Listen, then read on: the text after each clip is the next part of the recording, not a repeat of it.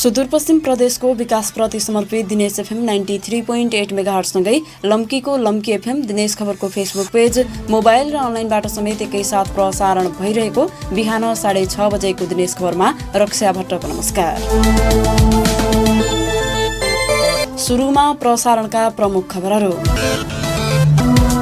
4 वर्ष अगाडि भएको फर्जी सम्झौतापछि धनगढीका जनप्रतिनिधि स्मार्ट सिटीकै नाममा देश विदेश घुमे। उपमहानगरपालिकाको अदूरदर्शिताका कारण उपलब्धि शून्य। केटा मेडिकल कलेजलाई स्वास्थ्य विज्ञान प्रतिष्ठान वा स्वायत्त विश्वविद्यालय बनाउन माग। अन्य विश्वविद्यालयको मातहतमा सञ्चालन गर्दा झन्झटिलो हुने। सुदूरपश्चिमको सामाजिक विकास मन्त्रालयमा मन्त्री फेरिए पनि कार्यशैली उस्तै। आफन्त र निकटका कर्मचारीलाई गैरकानूनी रूपमा काजमा खटाउन र सरुवा गर्न निर्देशन।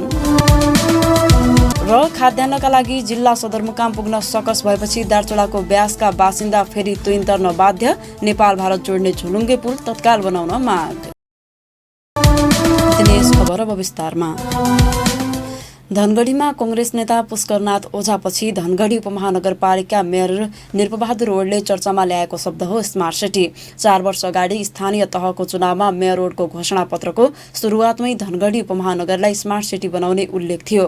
तर स्थानीय तहको निर्वाचनमा धनगढीका जनप्रतिनिधिको मुखमुखमा झुन्डिएको स्मार्ट सिटीको योजना हराउन थालेको छ। 4 वर्ष अगाडि भएको स्मार्ट सिटीको फर्जी सम्झौतापछि धनगढीका जनप्रतिनिधि देश विदेश घुमेका छन्, तर उपलब्धि भने शून्य देखिए। सुनौ सहकर्मी वीरेन्द्र भट्टले तयार पारेको एक रिपोर्ट। माननीय सांसद हाम्रो आदरणीय नेता पुष्करनाथ ओझाजी लगायत मेरो आफ्नो पनि यसको स्मार्ट सिटी सम्बन्धीमा सपना थियो र त्यसपछि गएर त्यसमा हाम्रो राम ढुङ्गानाजी, त्यसपछि गएर कमल अधिकारीजी, हाम्रो विकास चन्द्रजी, उहाँहरूसँग मेरो पहिलो चरणकै चुनाव जितेको लगत्तै उहाँहरूसँग भेट हुँदा उहाँहरूले हामी यो किसिमको अवस्थामा छ र हामी स्मार्ट सिटी सम्बन्धी काम गर्न तयार छौँ र सक्छौँ भन्ने किसिमको कुरा उहाँहरूले राख्ने बित्तिकै मैले पहिलो प्रस्ताव नै मेरो इच्छा र आकाङ्क्षा पनि त्यही हो र यसमा यहाँहरूले चाहिँ सहयोग गरिदिनु पऱ्यो भनेर मैले उहाँहरू तीनैजनासँग मैले अनुरोध गरेँ कि धनगढी उपमहानगरपालिकालाई पनि यहाँहरूको लिस्टमा उहाँहरू देशभरि घुमिराख्नु भएको थियो र उहाँहरूले चाहिँ मैले अनुरोध गर्दा धनगढी उपमहानगरपालिकालाई पनि लिस्टमा राखिदिनु पऱ्यो भनेर पुरा धनगढी उपमहानगरपालिका र गान्तोक उपमहानगरपालिका 3टा उपमहानगरपालिका पहिलो लिस्टमा नमुनाका रूपमा उहाँहरूले चाहिँ छनौट गरेर उहाँले चाहिँ ठुलो सहयोग गर्नुभयो। त्यो सहयोग गर्ने प्रक्रियामा अहिले हामी तेस्रो चरणमा 2 चरण आएर पनि हामीले फिल्डहरू हेऱ्यौँ र यहाँको वातावरणहरू पनि लगभग मोटामोटी अध्ययन चाहिँ उहाँहरूले गर्नुभएको छ र अब अहिले चाहिँ कामै सुरु गर्ने उद्देश्यले उहाँ अध्ययनकै सिलसिलामा फेरि फाइनल अध्ययनको सिलसिलामा उहाँहरू आउनुभएको छ र त्यसमा चाहिँ सम्भवतः अब हामी कुन प्रक्रियामा जाने, कसरी जाने, अब प्रक्रियाहरू मात्रै बाँकी छ। प्रक्रिया हामी साउन मसान्तभित्रमा सबै प्रक्रियाहरू हामी समापन गरिसक्छौँ। त्यो समापन गरिसकेपछि कार्यान्वयनमा अगाडि बढ्छौँ। 2074 मङ्सिरमा धनगढी उपमहानगरपालिकाले न्यू आईटी भेन्चर कर्पोरेसनसँग स्मार्ट सिटीको सम्झौता गरेपछि प्रतिक्रिया दिँदै धनगढी उपमहानगरपालिकाका मेयर निर्पबहादुर ओड सम्झौता गरेको 4 महिनापछि धनगढी उपमहानगरपालिकाका मेयर ओड ताइवानको ताइपे शहरले आयोजना गरेको सम्मेलनमा सहभागी भए। ताइपे शहरमा चैत 12 देखि 15 गतेसम्म स्मार्ट सिटी सम्मेलन आयोजना गरिएको थियो। ताइवानमा निर्माण भएका स्मार्ट लाइब्रेरी, स्मार्ट कर प्रणाली, स्मार्ट रेल सेवा र बस सेवा, स्मार्ट शिक्षा लगायत विभिन्न क्षेत्रका बारेमा धनगढीका मेयरलाई न्यू आईटी भेन्चरले अवलोकन समेत गराएको थियो। सम्मेलन सकिएको 3 महिनापछि 2075 असारमा न्यू आईटी भेन्चरले प्रारम्भिक अध्ययन सकेको भन्दै प्रचार पनि गरियो। सो समयमा न्यू आईटी भेन्चरका संस्थापक तथा सीईओ दीपक अधिकारीले यस्तो दाबी गरेका थिए। यो यसलाई हामीले 2 महिनाको टाइम राखेका छौँ। यो टेक्निकलिटी र यो फिजिबिलिटी अनि लोकेसन फाइन्डिङ यो कुरालाई हामीले 2 महिनाको टाइम राखेका छौँ। तर यसमा प्रोभाइडेड द्याट नगरपालिकासँगको हाम्रो एक किसिमको यो पीपीपी मोडेलको मोडालिटी पनि फाइनल हुनुपर्छ। मोडालिटी हामीलाई लाग्छ 1 महिनाभित्रमा मोडालिटी क्लियर हुन्छ। मोडालिटी क्लियर हुने बित्तिकै त्यसपछि हामीलाई 2 महिना लाग्ने हो टेक्निकल एउटा लेआउट देखाउनको लागि। त्यो भइसकेपछि यसको त कन्स्ट्रक्सन्सको फेज अनि त्यसले नै हामीलाई गाइडलाइन गर्छ। त्यो त 2 वर्ष प्लस नै लाग्छ। जस अहिलेकै हाम्रो नगरपालिकाको अहिले भएकै के भन्छ पदाधिकारी मेयर्सज्यूहरूकै अवधिमा यो चाहिँ सम्पन्न हुन्छ। 2075 साउन 31 गते नगर प्रमुख निरपबहादुर ओडले स्मार्ट सिटीका लागि 2 महत्त्वपूर्ण चरण पूरा गरेर अन्तिम चरण अन्तर्गत अध्ययनको काम भइरहेको दाबी गरेका थिए। साथै साउन मसान्तसम्म सबै अध्ययन अनुसन्धानको काम सम्पन्न गरेर स्मार्ट सिटी निर्माणको प्रक्रिया सुरु हुने भन्दै नेपाली कांग्रेसका नेता पुष्करनाथ ओझा र मेरो सपना आज आएर साकार भएको दाबी गरेका थिए। तर स्मार्ट सिटीका लागि सम्झौता गरिएको कम्पनी नै 4 वर्षदेखि सम्पर्कमा नआएपछि स्मार्ट सिटीको नाममा देश विदेशमा गरेको भ्रमण र भ्रमणमा भएको खर्च उपयोगविहीन बन्न पुगेको हो। भ्यू टावर सहितको मोडर्न टाउन निर्माण उपमहानगरपालिकाको अदूरदर्शिताकै कारण अन्योलमा पर्न गएको बताउँछन् नागरिक समाजका अगुवा प्रमोद पाठक। कुनै पनि सम्झौता हुनुभन्दा अगाडि यो सम्झौता कार्यान्वयन हुने खालको हो होइन, कुन निकाय हो, भरपर्दो निकाय हो होइन भन्ने कुरा बुझ्नु पर्छ। नबुझिकन गरे हो भने त्यो भ्रममा परे यिनीहरू होइन, अनि बुझी गरे हो भने चाहिँ त्यो जनतालाई ठग्ने नियत हो। 2074 मङ्सिर 11 गते धनगढी उपमहानगरपालिका र न्यू आईटी भेन्चर कर्पोरेसनसँग स्मार्ट सिटीका लागि सम्झौता भएको थियो। धनगढीमा 1.25 अर्ब रुपियाँ खर्चेर 2 वर्षभित्रै गुरु योजना तयार पारिसक्ने भन्दै सम्झौता पत्र आदान प्रदान गरिएको थियो। तर उपमहानगरपालिकाले अहिले स्मार्ट सिटीको विषयलाई नै किनारा लगाइदिएको छ। विदेशी कम्पनीसँग स्मार्ट सिटीका लागि भएको सम्झौतालाई अहिले आएर अवधारणा पत्रमा मात्र हस्ताक्षर भएको भन्दै उपमहानगरपालिका आफूले गरेको फर्जी सम्झौता ढाकछोप गर्न थालेको छ। दिनेश खबरका लागि वीरेन्द्र भट्ट, धनगढी। सुदूरपश्चिमको सामाजिक विकास मन्त्रालयमा 4 वर्षको अवधिमा 3 मन्त्री फेरिएका छन्। मन्त्रालय गठनपछि पहिलो पटक सामाजिक विकास मन्त्री दीर्घ सोडारी भएका थिए भने त्यसपछि कृष्णराज सुवेदीले मन्त्री पद सम्हालेका थिए। अहिले लालबहादुर खड्का सामाजिक विकास मन्त्री छन्, तर मन्त्री हुने बित्तिकै कर्मचारी तर्साएर राज गर्ने शैली भने फेरिएको छैन। मन्त्रालयको गठन भएदेखि नै कुनै रूपले चर्चामा आइरहने सामाजिक विकास मन्त्रीमा गत जेठ 14 गते नियुक्त भएका खड्गाले पनि आफन्त र निकटका कर्मचारीलाई मन्त्रालयमा ल्याउने र अन्यलाई लखेट्ने नीति अवलम्बन गरेको आरोप लागेको छ। थप सामग्री सहित सहकर्मी नारायण अवस्थी। सामाजिक विकास मन्त्रीमा गत जेठ 14 गते नियुक्त भएका लालबहादुर खड्काको निजी सचिवालयका कारण सामाजिक विकास मन्त्रालयका कर्मचारी आतंकित भएका छन्। मन्त्री तथा मन्त्रीको सचिवालयले अनावश्यक रूपमा पटक पटक दुख दिने नियतले मन्त्रीको चेम्बरमा बोलाएर नानाथरी कुरा सुनाउने तथा सरुवाको धम्की दिने गरेको कर्मचारीले बताएका छन्। मन्त्रालयमा मन नपरेका कर्मचारीलाई लखेट्ने, आफन्त र निकटका व्यक्तिलाई मन्त्रालयमा ल्याउने कामको थालनी भएको हो। मन्त्री खड्काले निजी सचिवालयमा सम्धिनी नाता पर्ने लीलावती बिष्ट भाटको गैरकानूनी काज सरुवा गराएका छन्। कञ्चनपुरको भीमदत्त नगरपालिकामा सिनियर अनमी रहेकी लीलावती बिष्ट भाटलाई मन्त्री भएको 8 दिनमै जेठ 21 गते नगरपालिकालाई पत्र लेखेर काजमा खटाउन आदेश दिइएको थियो। जबकि स्थानीय तहको कर्मचारीलाई प्रदेशको कुनै पनि मन्त्रालयले सिधै काजमा खटाउन आदेश दिन नपाउने कानुनी व्यवस्था छ। प्रदेश सरकार मातहतको कार्यालयमा स्थानीय तहको कर्मचारी काम गर्न खटाउने निर्णय गर्न संघीय सरकारको सामान्य प्रशासन मन्त्रालयले मात्रै पाउँछ। त्यसका लागि मुख्यमन्त्री तथा मन्त्री परिषदको कार्यालय मार्फत संघीय सरकारलाई अनुरोध गर्नुपर्ने हुन्छ। तर मन्त्री खड्काले भने अधिकृत छैटौंको दरबन्दीमा सहायक 5औं की सम्धिनीलाई निजी सचिवालयमा तानेर कानूनको उल्लङ्घन गरेका छन्। सम्धिनीलाई कानून विपरीत मन्त्रालयमा मात्रै ल्याइएको छैन, गैरकानूनी हिसाबले भ्रमण भत्ता समेत खाने मेसो मिलाइएको छ। निजी सचिवालयमा कार्यरत बिष्टले जिल्ला भ्रमणमै नगएर एकै मितिमा दोहोरो भ्रमण गरेको अभिलेख खातामा देखिएको छ। लीलावती बिष्ट भाटले गत असार 18 गतेदेखि 22 गतेसम्म 5 दिन बैतडी र दार्चुलामा भ्रमण गरेको अभिलेख छ भने असार 20 गतेदेखि 23 गतेसम्म 4 दिन अछाम जिल्लाको भ्रमण गरेको दोहोरो अभिलेख छ। बिष्टले बैतडी र दार्चुलाको भ्रमण गरेको समय र दिनमा अछामको पनि भ्रमण गरेको अभिलेखमा उल्लेख छ। सामाजिक विकास मन्त्रालयमा मन्त्री खड्काले आफू निकट कर्मचारी भित्र्याउन अहिले कार्यरत कर्मचारीलाई सरुवा पत्र तयार गरेर इमेल मार्फत पठाउन थालेको समेत खुलेको छ। संघीय सरकारको सामान्य प्रशासन मन्त्रालय मातहतका कर्मचारीलाई सरुवा गर्ने अधिकार नभए पनि सिनियर अनमी निरीक्षक अधिकृत छैटौँमा कार्यरत पुष्पा जोशी अवस्थीलाई साउन 19 गते स्वास्थ्य कार्यालय दार्चुला सरुवा गरिएको छ। सामाजिक विकास मन्त्री लालबहादुर खड्काले निजी सचिवालयमा मात्रै सम्झनी ल्याएका छैनन्, उनले स्वकीय सचिवमा आफ्नै भान्जा भुवन बडुवाललाई नियुक्ति दिएको मन्त्रालय स्रोतको दावी छ। मन्त्रालयको काम कारबाहीमा मन्त्रीको निजी तथा स्वकीय सचिवालयले अनावश्यक हस्तक्षेप गर्ने गरेको तथा कर्मचारीहरूलाई विभिन्न वाहनामा आतंकित गर्ने गरेको बताइएको छ। खड्का मन्त्री भए लगत्तै उनका आफन्त तथा विभिन्न नाता पर्नेहरूले मन्त्रालयमा डेरा जमाएको र बिचौलियाको काम गर्ने नातेदारका कारण काम गर्न समस्या हुने गरेको कर्मचारीले बताएका छन्। यसबारे मन्त्री खड्काका स्वकीय सचिव भुवन बडुवालले बोल्न मानेनन् भने मन्त्री खड्काले व्यस्त छु भन्दै फोन काटिदिए। दिनेश खबरका लागि नारायण अवस्थी, धनगढी। कैलालीको गेटामा निर्माण सम्पन्न हुन लागेको मेडिकल कलेजको प्रारूपबारे चर्चा सुरु भएको छ। संघीय सरकारले सञ्चालनको प्रारूप टुङ्गो नलगाए पनि सुदूरपश्चिममा चर्चा सुरु भएको हो। अधिकांशले गेटा मेडिकल कलेजलाई स्वास्थ्य विज्ञान प्रतिष्ठान वा स्वायत्त मेडिकल विश्वविद्यालय बनाउन माग गरेका छन्।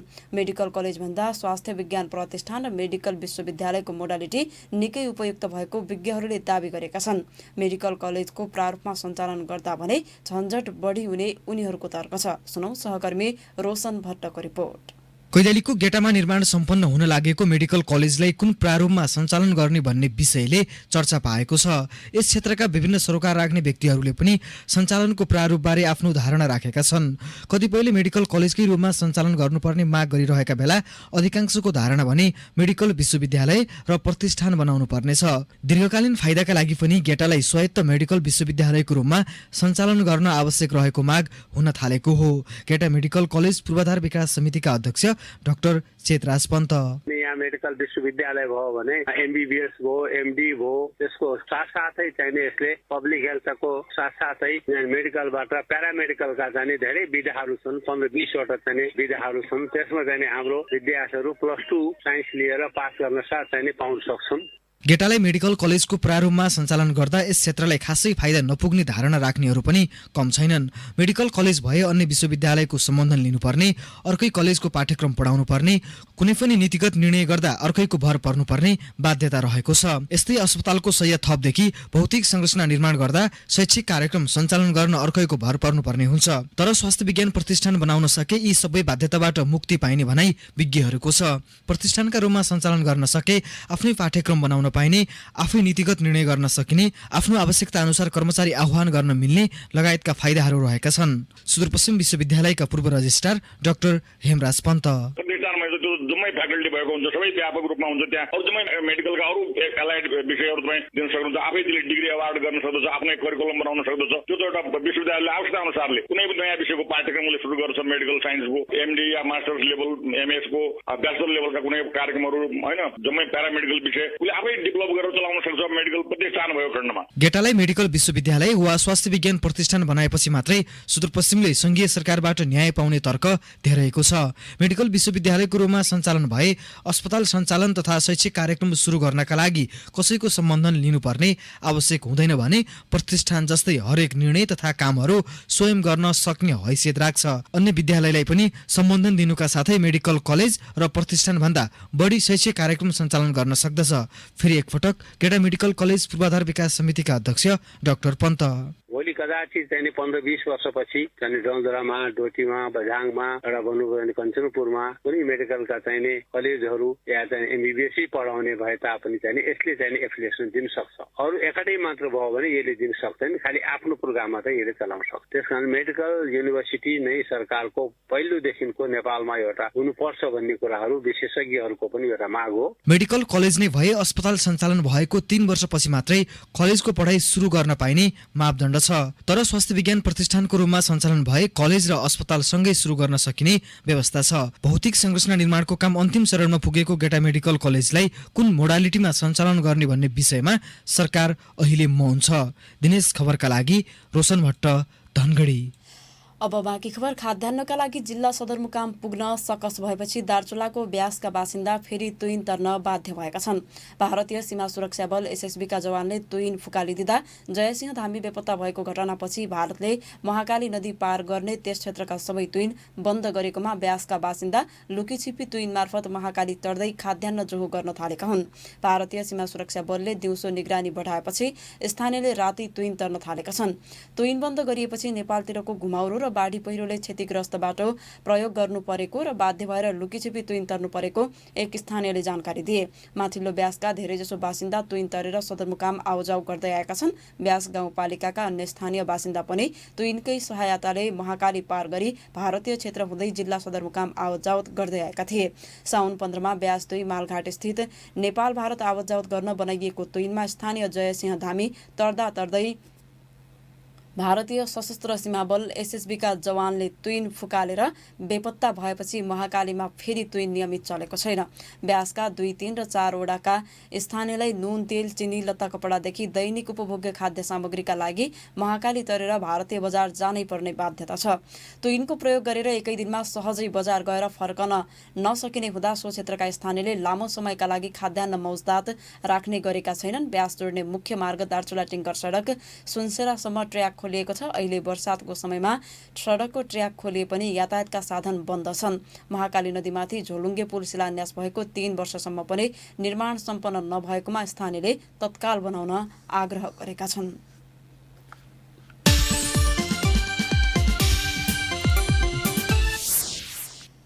कैलालीमा स्कुटर दुर्घटना हुँदा चालकको मृत्यु भएको छ। जिल्लाको लम्कीचुहा नगरपालिका 6 मा स्कुटर दुर्घटना हुँदा चालक सोही ठाउँका 19 वर्षीय गोपाल चौधरीको मृत्यु भएको प्रहरीले बताएको छ। प्रदेश ट्राफिक प्रहरी कार्यालय अत्तरियाका अनुसार सुपप्र 001-008 प 1780 नम्बरको स्कुटर अनियन्त्रित भई शनिबार राति 10:30 बजे दुर्घटना भएको हो। दुर्घटनाबाट गम्भीर घाइते भएका चौधरीको लम्कीचुहा अस्पतालमा उपचारका क्रममा हिजो राति नै मृत्यु भएको बताइएको छ। घटनाबारे थप अनुसन्धान भइरहेको प्रहरीले जनाएको छ। कैलालीको चुरेमा विद्युत विस्तारको काम अलपत्र बनेको छ। जिल्लाको चुरे गाउँपालिका 4 जगतीमा विद्युत जडानको काम 1 वर्ष अघिदेखि अलपत्र बनेको हो। विद्युत विस्तार तथा जडानको काम थालिएको 1 वर्ष पुगिसक्दा पनि काम अधुरै रहेको स्थानीय एलेक्स मलासीले जानकारी दिए। काम थालिएको 1 महिना मात्रै काम गरेर ठेकेदारले काम अलपत्र छोडेको स्थानीय मलासीले बताएका छन्। बिजुलीका पोल हाल्नुपर्ने ठाउँमा नहाली जथाभावी फालिएका छन्। यस्तै तारहरू पनि अलपत्र अवस्थामा छोडिएको उनले बताए। यता उक्त कामको ठेक्का पाएका ठेकेदार चेतन पन्तले भने लकडाउन र कोरोनाका कारण काम गर्न नसकेको बताएका छन्। 1 वर्षसम्म पनि जडानको काम नसक्दा स्थानीयलाई शास्ति भएको चुरे 4 का वडाध्यक्ष कृष्ण मल्लले बताए। लगातारको वर्षाका कारण पहिरो जाँदा अवरुद्ध भएको अत्तरिया स्याउले जोड्ने भीमदत्त राजमार्ग पुनः सञ्चालन भएको छ। शुक्रबार साँझ डोटीको गैरा तथा डडेलधुराको साहु खर्क अन्तर्गत पर्ने उक्त राजमार्गको कटाल भन्ने ठाउँमा पहिरो जाँदा राजमार्ग अवरुद्ध भएको थियो। अवरुद्ध भएको राजमार्ग सडक डिभिजन कार्यालयको डोजर, प्रहरी तथा स्थानीय नागरिकको सहयोगमा हिजो सञ्चालन गरिएको जिल्ला प्रहरी कार्यालय डोटीले जनाएको छ। राजमार्ग सञ्चालनमा आएसँगै जाममा परेका सवारी साधन गन्तव्यतिर लागेका जिल्ला प्रहरी कार्यालय डोटीका सहप्रवक्ता तथा प्रहरी निरीक्षक रविन्द्र चन्दले जानकारी दिए। राजमार्ग अवरुद्ध हुँदा 7 पहाडी जिल्लाको यातायात सेवा बन्द भएको थियो। उक्त राजमार्गका विभिन्न स्थानमा रहेका सडकका मोड विस्तार तथा फराकिलो बनाउने काम भइरहेकाले सामान्य वर्षा हुँदा समेत पहिरो जाने गरेका कारण पटक पटक अवरुद्ध हुँदै आएको छ।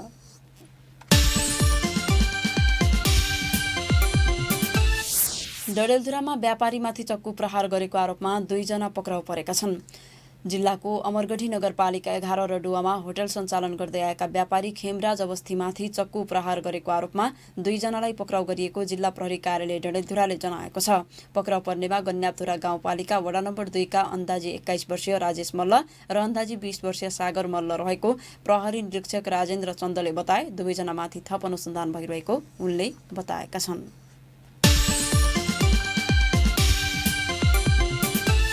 बाजुराको बढीमालिकामा भिरबाट लडेर एक वृद्धको मृत्यु भएको छ। मृत्यु हुनेमा सोही नगरपालिका वडा नम्बर 7 जिल्लीका 66 वर्षीय धनकृष्ण पण्डित रहेका छन्। हिजो बिहान गाउँ नजिकै रहेको घटामाण्डौ मन्दिरमा राखिएका मौरीको हेरचाह गर्न गएका बेला चिप्लिएर करिब 100 मिटर तल सडकमा खसेर मृत्यु भएको आफन्त टङ्कराज पण्डितले जानकारी दिए। उनका अनुसार बिहान 7 बजेतिर घरबाट निस्केर खाना खाने बेला नआएपछि खबर गर्दा मृत्यु भएको अवस्थामा फेला परेका हुन्।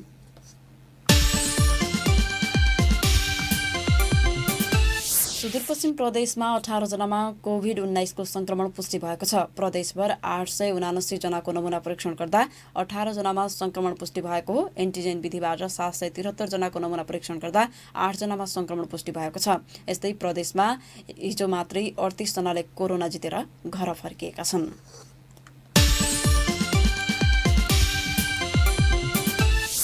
दार्चुलामा गौरा पर्वमा हुने भिडभाडमा रोक लगाइएको छ। आगामी भाद्र महिनामा मनाइने सुदूरपश्चिमेलीहरूको महान पर्व गौरामा कोरोना भाइरस संक्रमणको जोखिमलाई मध्यनजर गर्दै भिडभाडमा रोक लगाइने भएको हो। शुक्रबार जिल्ला कोभिड संकट व्यवस्थापन केन्द्रको बैठकले गौरामा मानिसहरूको भिडभाड हुन सक्ने भन्दै सामाजिक दूरीको अनिवार्य पालना गराउने निर्णय गरेको छ। स्वास्थ्यका मापदण्डको पालना गरी पर्व मनाउने तथा अनावश्यक भिडभाडजन्य कार्यहरूमा रोक लगाइने बताइएको छ। त्यस्तै कोरोनाको संक्रमणबाट जोगाउन जिल्लाका सबै स्थानीय तहले निर्माण गरेका होल्डिङ सेन्टर, क्वारेन्टाइन र आइसोलेसनलाई व्यवस्थित गर्ने र निर्माण नगरेका स्थानीय तहमा तत्काल निर्माणका लागि पहल गर्ने निर्णय भएको दार्चुलाका प्रमुख जिल्लाधिकारी सिद्धराज जोशीले बताए। जिल्लाभित्र कोरोनाको तेस्रो लहर फैलिन सक्ने अवस्थालाई ध्यानमा राखी सबै नागरिकलाई सतर्क र सजग रहन अनुरोध गर्ने निर्णय गरिएको बताइएको छ। र डडेलधुराको अमरगढी नगरपालिकाले कर्मचारी समायोजनमा मनपरी गरेको आरोप लागेको छ। नगरपालिकाले ज्येष्ठताको पालो मिच्दै कनिष्ठलाई स्वास्थ्य शाखा प्रमुखको जिम्मेवारी दिएको आरोप लागेको हो। अमरगढी नगरपालिकाका वरिष्ठ स्वास्थ्य कर्मचारी लोकराज बनेरुले आफूमाथि अन्याय भएको आरोप लगाएका छन्। आफूलाई घटाल स्वास्थ्य चौकी अमरगढी 3 मा समायोजन गर्दै अमरगढी नगरपालिकाले स्वास्थ्य शाखा प्रमुखमा 6औं तहका जुनियर गणेश विष्टलाई राखेको उनले आरोप लगाए। कर्मचारी समायोजन ऐन अनुसार कर्मचारीलाई पदीय ज्येष्ठताका आधारमा समायोजन गर्ने प्रश्न पारे पनि अमरगढी नगरपालिकाले भने त्यस विपरीत कर्मचारी समायोजन गरेको हो। प्रसारणको अन्तमा प्रमुख खबरहरू पुनः एकपटक। 4 वर्ष अगाडि भएको फर्जी सम्झौतापछि धनगढीका जनप्रतिनिधि स्मार्ट सिटीकै नाममा देश विदेश घुमे। उपमहानगरपालिकाको अदूरदर्शिताका कारण उपलब्धि शून्य। केटा मेडिकल कलेजलाई स्वास्थ्य विज्ञान प्रतिष्ठान वा स्वायत्त विश्वविद्यालय बनाउन माग। अन्य विश्वविद्यालयको मातहतमा सञ्चालन गर्दा झन्झटिलो हुने। सुदूरपश्चिमको सामाजिक विकास मन्त्रालयमा मन्त्री फेरिए पनि कार्यशैली उस्तै। आफन्त र निकटका कर्मचारीलाई गैरकानुनी रूपमा काजमा खटाउन र सरुवा गर्न निर्देशन। र खाद्यान्नका लागि जिल्ला सदरमुकाम पुग्न सकस भएपछि दार्चुलाको ब्यासका बासिन्दा फेरि तुइन तर्न बाध्य। नेपाल भारत जोड्ने झुलुङ्गे पुल तत्काल बनाउन माग। अवस्थ दिनेश एफएम 93.8 मेगाहर्जसँगै लम्कीको लम्की एफएम दिनेश खबरको फेसबुक पेज, मोबाइल र अनलाइनबाट समेत एकैसाथ प्रसारण भइरहेको बिहान 6:30 बजेको दिनेश खबर सकियो। साँझ 6:30 बजे अर्को दिनेश खबर लिएर आउने नै छौँ। तपाईँ भने दिनेश एफएम सुन्दै र दिनेशखबर.com पढ्दै गर्नुहोला। अहिलेको समाचार बुलेटिनबाट रक्षा भट्ट पनि बिदा हुन्छु। नमस्कार, शुभ दिन।